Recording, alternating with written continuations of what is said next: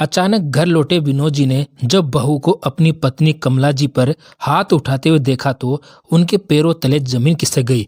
विनोद जी को देखकर कमला जी जोर जोर से रोने लगी। अपनी पत्नी की ऐसी हालत देख विनोद जी से बर्दाश्त न हुआ और उन्होंने एक जोरदार तमाचा सीमा के गाल पर रख दिया। एक थप्पड़ से ही सीमा धम से सोफे पर जाकर पड़ी। तब तक बेटा भी ऑफिस से घर पहुंच गया। अपनी पत्नी का ऐसा हाल देख राकेश अपने पिता से गुस्से में बोला, बाबूजी यह क्या बदतमीजी है, आप अपनी बहू के साथ ऐसा कैसे कर सकते हैं।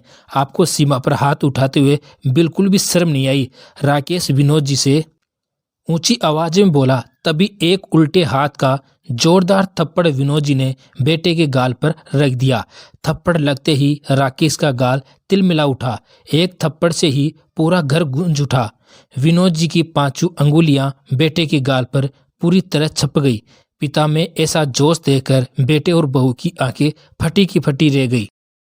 इतना होने के बाद जब पीछे से विनोद जी के वकील ने घर में कदम रखा तो उन्हें देख बेटे और बहू चौंक गए। देख क्या रहे हो, मैं लेकर आया हूँ इन्हें अपनी साथ। विनोद जी बेटे और बहू से आंखें मिलाते हुए बोले। दरअसल उनकी पत्नी कमला जी को दम्मे की बीमारी थी।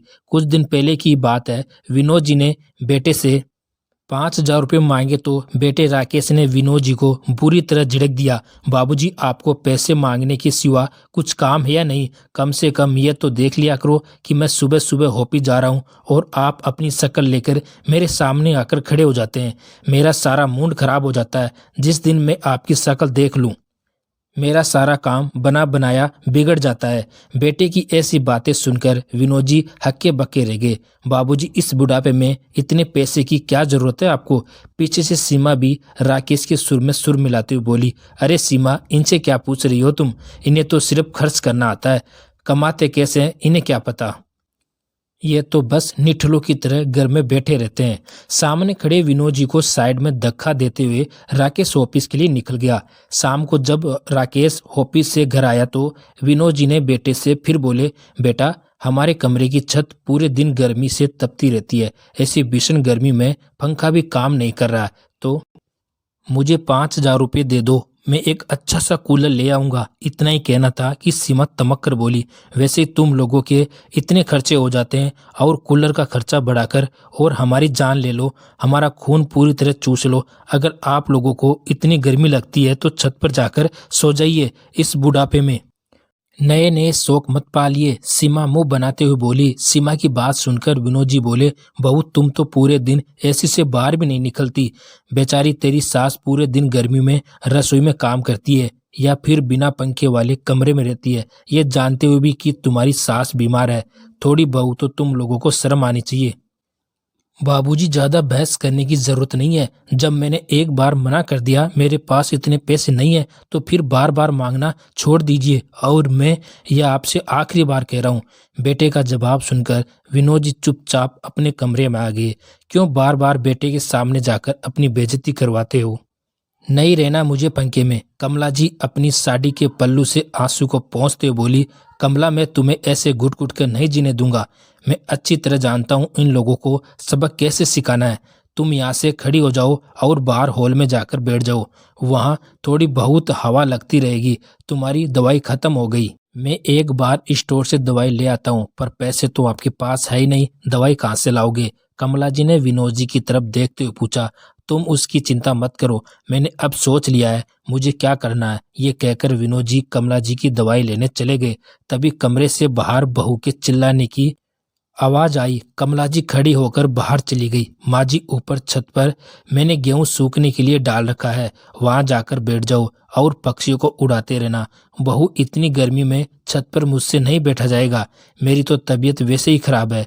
तबीयत तो खराब है आपकी, मर थोड़ी ना गई आप, पता नहीं कब आप और आपकी बीमारी से हमें मुक्ति मिलेगी। धरती पर बोझ हो आप। सीमा उनकी तरफ घूरते हुए बोली और वहां से चली गई। शाम को जब राकेश ऑफिस से घर आया तो आते ही विनोद जी पर बुनबुनाने लगा, बाबूजी क्या जरूरत थी आपको स्टोर से मेरे नाम से दवाई उधार लेने की।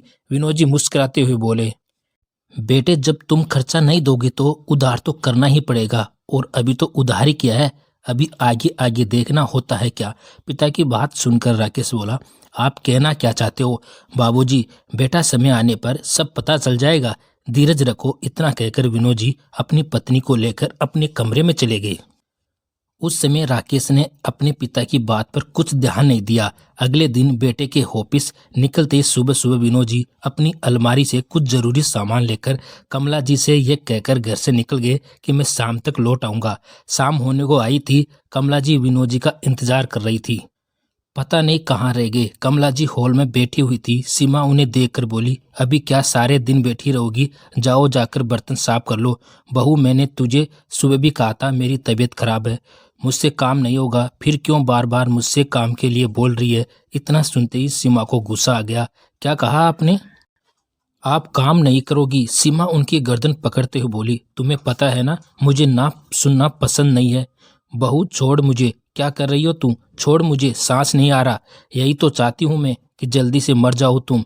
ये तभी अचानक से विनोद जी घर लौटे। विनोद जी ने जब बहू को अपनी पत्नी पर हाथ उठाते हुए देखा तो उनके पैरों तले जमीन खिसक गई। विनोद जी को देखकर कमला जी जोर जोर से रोने लगी। अपनी पत्नी की ऐसी हालत देख विनोद जी से बर्दाश्त न हुआ और उन्होंने एक जोरदार तमाचा सीमा के गाल पर रख दिया। एक थप्पड़ से ही सीमा धम से सोफे पर जा पड़ी। तब तक बेटा भी ऑफिस से घर पहुंच गया। अपनी पत्नी का ऐसा हाल देख राकेश अपने पिता से गुस्से में बोला, बाबूजी, ये क्या बदतमीजी है? आप अपनी बहू के साथ ऐसा कैसे कर सकते हैं? आपको सीमा पर हाथ उठाते बिल्कुल भी शर्म नहीं आई? राकेश विनोद जी से ऊंची आवाज में बोला। तभी एक उल्टे हाथ का जोरदार थप्पड़ विनोद जी ने बेटे के गाल पर रख दिया। थप्पड़ लगते ही राकेश का गाल तिलमिला उठा। एक थप्पड़ से ही पूरा घर गूंज उठा।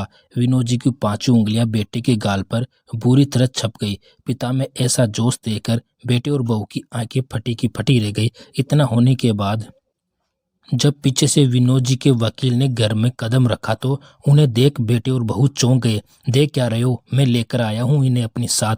विनोद जी ने बेटे और बहू से आंखें मिलाते हुए बोले, बहुत बर्दाश्त कर लिया तुम दोनों को मैंने, लेकिन अब और नहीं।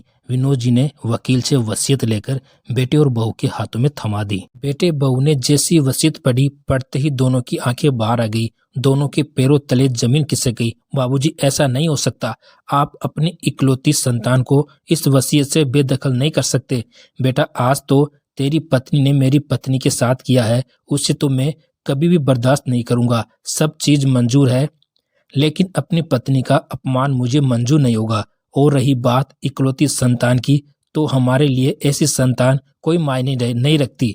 जब तुम दोनों को ही हमारी फिक्र नहीं है तो हम क्यों तुम्हारी फिक्र करें? बेटे और बहू की हरकतों ने आज विनोद जी को कड़े कदम उठाने पर मजबूर कर दिया। अब मेरे मुंह की तरफ क्या देख रहे हो? जल्दी जल्दी सामान उठाओ और चलते बनो यहाँ से। बहुत दिन हो गए मेरी पत्नी को अपने ही घर में घुट घुट कर रहते हुए। अब हम चैन की सांस लेना चाहते हैं। यह कहकर विनोद जी ने बेटे के हाथों से वसीयत छीन और उनका सामान हाथों में पकड़ा कर घर से बाहर कर दिया। अगले ही दिन विनोद जी ने एक सहायिका को घर में रख लिया जो विनोद जी और कमला जी का खाना बनाती है और उनका ख्याल भी रखती है। घर खर्च चलाने के लिए विनोद जी ने अपनी जमीन का कुछ हिस्सा बेचकर ऊपर किराए के लिए कमरे बना दिए, जिससे उनका महीने में किराया आ जाता है और उस किराए से घर खर्च और कमला जी की दवाइयों का खर्चा आराम से निकल जाता है। और घर में किराएदार रहने की वजह से उन्हें अकेलापन भी महसूस नहीं होता। तो दोस्तों, विनोद जी ने सही किया या गलत, कमेंट करके जरूर बताना। आपका धन्यवाद।